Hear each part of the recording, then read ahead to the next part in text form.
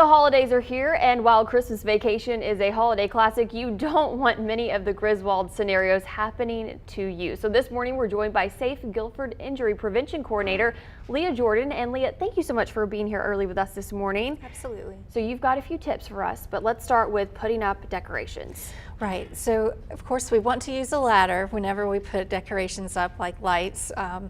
And anything over our head. We want to make sure it's sturdy, and it's a good idea to have somebody with you.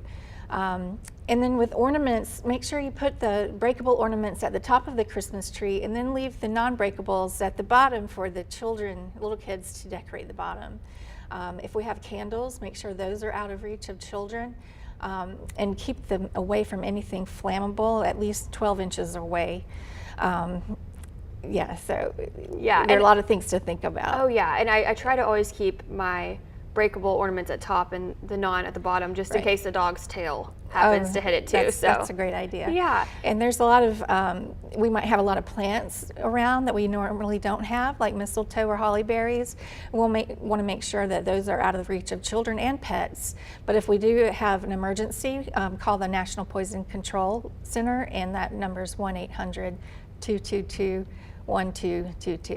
And I heard that, poinsettias are bad for dogs. Right. Something right. I didn't know in the past. Right. So there's just a lot of different plants that we're not used to having around, and we need to make sure those are kept up high as well. Yes. And what about once the decorations are up, what do we need to remember to stay safe while they're on and while we're sleeping? Okay, so we need to make sure we're watering the Christmas tree. When the pine needle or the needles get worn out, or when they get dried out, they are more likely to catch fire. And then when we leave or go to bed, we need to make sure the lights are turned off. Yeah, so important. And lastly, I just want to ask you, what should we remember while checking off items off our list when we talk about safety when it comes to gift giving? When we purchase kids' toys, make sure that you're buying the toys that are appropriate for their age and developmental level, and then it's not too much of an older toy for them. And then if you buy a bike, scooter, or a skateboard, make sure you're also buying the helmet to go with that so they can continue to play and don't have to worry about bumps on the head.